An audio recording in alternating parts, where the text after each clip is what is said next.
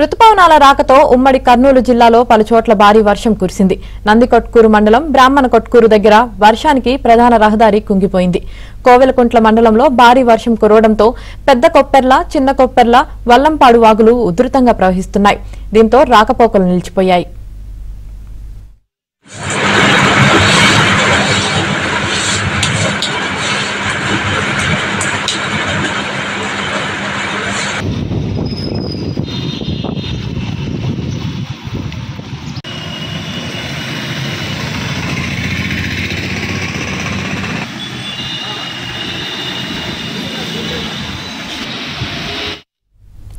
పాణ్యంలో కూడా భారీ వర్షం కురిసింది. వర్షానికి పంట పొలాల్లోకి భారీగా నీళ్లు వచ్చి చేరాయి.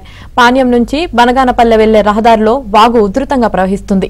దీంతో పాణ్యం నుంచి బనగానపల్లె వైపు వెళ్లే వాహనాలు నిలిచిపోయాయి. పనుల కోసం బయటకు వెళ్తే ప్రయాణికులకు తీవ్ర ఇబ్బందులు గురవుతున్నారు.